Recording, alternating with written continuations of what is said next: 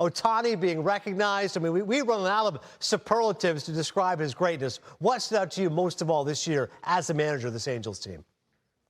Yeah, just his consistency, really. I mean, just a pure joy to manage.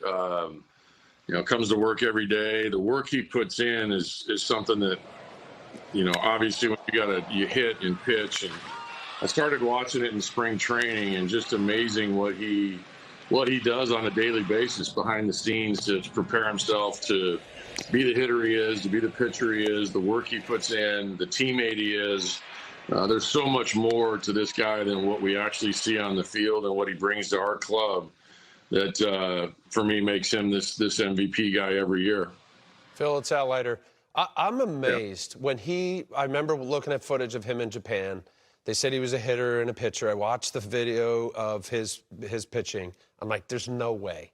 It hasn't happened since Babe Ruth, right? I mean, how many guys, two-way college guys and all this? You're saying he puts the work in. Watching what you everyday guys did when I played and what I did, what is the balance? I mean, how does he do it? I find it amazing. Yeah, I mean, Al, I think we've all played with guys that, they'll go in and go through routines and do things, and it just, some of the work doesn't make sense. You kind of, there's the guy that is in the cage all day, but what is he really getting out of it? Or he goes and takes 1,000 ground balls, but what is he really getting out of it? You watch Shohei work, everything he does is with a purpose, whether he's in the training room, whether he's in the cage, whether he's in the bullpen, every fine little thing he does. I remember hearing a quote from Pete Rose. He never took a swing, whether it was off a tee or in a cage or batting practice, that was not game-like. And I think you can probably say the same thing for Shohei. Everything he does, whether it's offensively or what he does on the mound, every pitch he throws, every throw he makes, even when he's getting loose, is all for a purpose.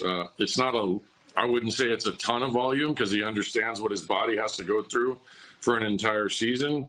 But every repetition he does, pitching or hitting, everything is with a purpose. And it is pretty amazing to watch. You watch it from across the field when I was with New York, and you're saying, oh, we see something special. But when you're around it every day, it's like nothing you've ever seen. It really is. And lucky to have him, lucky to be around him. I've learned a lot from him. What people don't know is he's probably one of the smartest baseball people in the game. Certainly the smartest one that I've ever been around. Hey, Nev, it's Tom Verducci. You know his main competition for this award.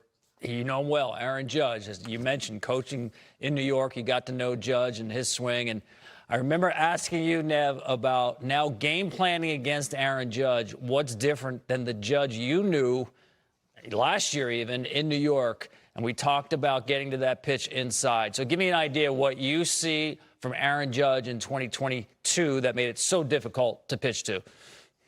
Like I said, I think the biggest part of Aaron that I noticed this year is the pitches he was handling on the inner half. You saw a lot more home runs hit to the left side this year, but still able to drive the ball out to right field. He's so balanced in his swing for the body type that he has, to create and have the balance that he does and the torque he puts into a ball. He understands how strong he is. I mean, he doesn't have to hit a ball as hard as most guys to hit it over the wall. But, I just saw a more balanced guy.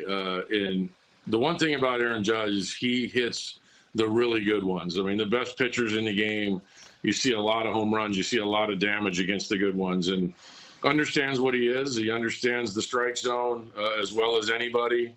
At 6'8", the body type. I mean, he's going to have his strikeouts, and I know that's one thing that's going to happen. But he knows the zone as well as anybody. And for him to start getting to that inside pitch, game changer for him, and still able to control the right side of the field as well. I'm sure both Ohtani and Judge would credit you for their success as well. Phil Nevin, the manager of the Angels. By the way, you grew up as an Angels fan. Didn't realize that. Worked for the team, right?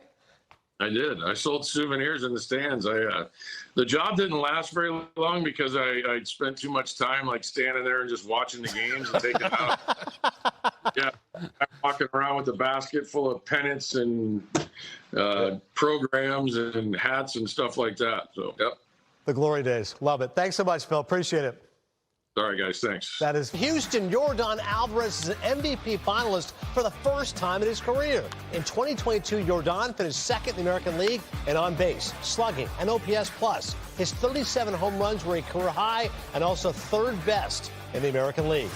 Aaron Judge is an MVP finalist for the second time in his career. In 2022, he broke the American League single-season record with 62 home runs. Judge also led the league in WAR, runs, RBI, on-base, slugging, and OPS plus. He would be the first Yankee outfielder to take home the award since Mickey Mantle in 1962.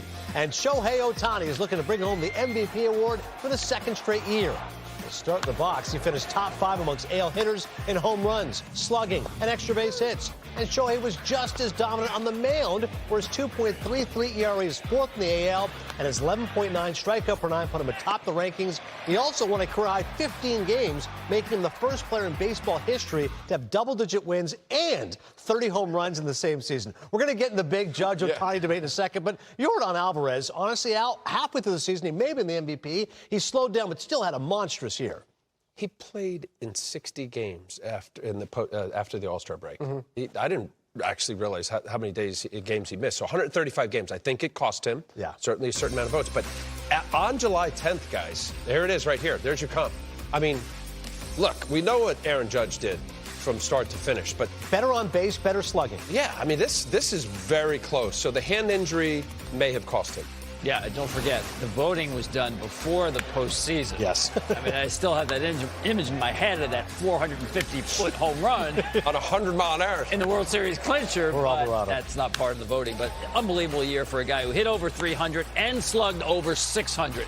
That's a hitter, not just a slugger. Yeah. All right, we're sitting, but all rise. Aaron Judge, give it to me. What do you got on the Yankee star? Well, historic, obviously. How do you get to something historic? Huge change. He covered a hole in his game inside. It's tough for the big guys, long arms, to cover velocity in. And that was the one place he used to be able to go to against Aaron Judge. Not anymore. Watch this pitch here from Evaldi. He threw it exactly where he wanted to throw it, but that's based on last year's scouting report because Aaron Judge turned on the pitches this year like never before. Pitchers began to figure this out, that that's no longer a safe zone. A guy with 6'7" long arms. This is Sean Armstrong, Tampa Bay, trying to go inside, and he gets beat big time. And that is just another bomb by Judge. But I can't blame the guy because Sean Armstrong, same pitcher 3 years ago, pitching for Baltimore, throwing fastballs in. This is how you got Aaron Judge out. You want to see it again? That's another pitch. It just didn't work this year like that. Why? Because Aaron Judge made changes in his setup and his swing to cover that hole inside. Look where his hands are right there. A little higher, close to the body. Tougher guy with long arms to get around on that heater in. So what did he do? Changed his setup to get the hands. Watch him again here. This was 2 years ago. That tight setup, the hand, you're going to watch the bat kind of wrap around his head. So that's a little bit longer path to get to inside velocity. This is Ryu here pitching the Judge. Again, not high velocity, but when you executed pitches all the way in on Judge, that was the one safe zone where you could go.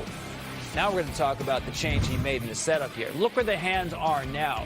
What this is going to do is he's not going to have the same wrap around the head with the bat. It's a shorter load because he's starting with the hands away. And that's how he's covered that pitch inside. So again, we'll make the comparison on the load phase here. Watch on the left last year, the bat is almost pointing at Ryu, not turning as much. This is last year in Texas, Fultonevich, base hit up the middle. Might as well use home run number 62 to show you the change. Same pitch, now he's out front on time. Reminds me of David Ortiz covering that hole up and in on velocity that he had. Aaron Judge more than covered it. Was really the best in baseball. Here's the numbers for you, folks. Fastballs in.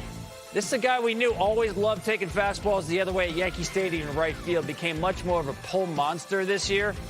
406 average. Look at the slugging. 12 home runs. Better than ever on fastballs in. He's a guy that I saw now when you look at Aaron Judge playing in 2022. Historic without any holes to attack. It's amazing. Great breakdown showing how this is a guy you cannot exploit. And 481 on base percentage from the leadoff spot, third highest in the live ball era. The guy was a leadoff hitter for much of the year, Al. Wait a minute. Didn't he have 62 homers? Wow, right? Played center field also. Yeah. Got to be the tallest center fielder that's ever played center. Most home runs ever by a center fielder. Yeah, I mean, come on. Look, I think excellent breakdown, because I always look to see where can you exploit a great hitter, right? Weakness. And once he filled that hole, if you will, then now it becomes okay. Down and away, certainly at Yankee Stadium is always a problem, because there you go. I know that's at Fenway, but I think a guy like Aaron Judge, and all the time when I watched him, as large a human being as he is, and as strong as he is, sometimes I think when guys get out of their swing, quote unquote, is that they think they have to do more. And I've seen more just smooth swings from Aaron Judge, rocketed off his bat, and could go from literally left field to right field. So impressive. What a year. Historic. I mean, look where Roger Maris, Babe Ruth, the 62 home runs. Incredible. And speaking of historic, we get to Shohei Ohtani, third lowest single-season ERA in Angels history. The other two are Dean Chance in 64 and Nolan Ryan. As a power hitter, he was still the guy, but as a pitcher, Al, he was even better this year, and he won the MVP last year. Yeah. So, I pitched, right? I've heard that. So we're doing this dual thing. And I remember when he came over from Japan, I'm like, wait a minute, this hasn't happened since when? Babe Ruth in black and white, where the pictures look like this? Nice. I'm like, there's no way that this guy can do this. So I'm like, all right, here it is. I know he ended up getting hurt, but yes, I'm showing Babe Ruth, folks. Babe Ruth, his last time he was kind of a full-time pitcher was 1919. Ohtani, this is an impressive guy. You talk about somebody who actually got better. This was the pitch that got better. I watched him come over. It's like 98 to 100 mile an hour fastball with an amazing split finger. Guess what? He realized, okay, I need something else. The metrics on this slider right here just got better. Better vertical horizontal break, and he threw it harder. He always had the split finger. I'm looking like, all right, this is a true three-pitch mix. Hello, that's why you have a 2.33 ERA with 15 wins, 219 strikeouts in 166 innings. Crazy. I know he was he's a great hitter. He DH this year. It hurt him on the WAR, right? It would have been more if he played the outfield. I can't say enough of how unbelievable this is. Having played in 19 seasons in the major leagues and know what major league hitters do every single day to keep their craft sharp, and I know what I did to try to keep my pitching fine-tuned, this guy's doing both.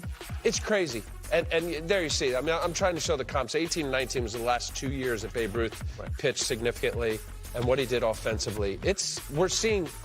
We are truly seeing history right now. And that's the key. Honestly, Tom, what Al pointed out is that's last year he was doing it full time. Like when Ruth was hitting those home runs in the 20s, he was no longer pitching. So Ohtani, in some ways, is doing something that Babe Ruth never did. Oh, I would agree with that. And when you talk about the volume, both as a hitter and a pitcher, no question about it. Listen, he threw the most pitches, 100 miles an hour plus, of any American League starter. And as a DH, he hit the most balls hit 100 miles an hour or more among DHs. I mean, it's crazy. Fourth in ERA, fourth in home runs. I could go on and on. He is the most amazing player in baseball. Now, MVP is a little bit different. Everybody's going to have their own kind of priorities on how they value a guy. But if someone wants to vote for Ohtani, I have no problem year after year, because he's the most amazing player in baseball. Not that this factors in. You're a good guy. You guys are good guys. This is a good guy. Yeah. Smiling. You talk about market the game. Yeah. He's fun to watch. Not only is he an unbelievable baseball player, he's a good guy. Thanks for saying I'm a good guy. Yeah, you're a good guy. Good guy award. Always feels like you're denigrating a guy. Not a great athlete, but a good guy. Still to come here on the BBWAA Awards finalist show. Phil Nevin, also a good guy. How about him? Got to be a coach with Aaron Judge and then a manager.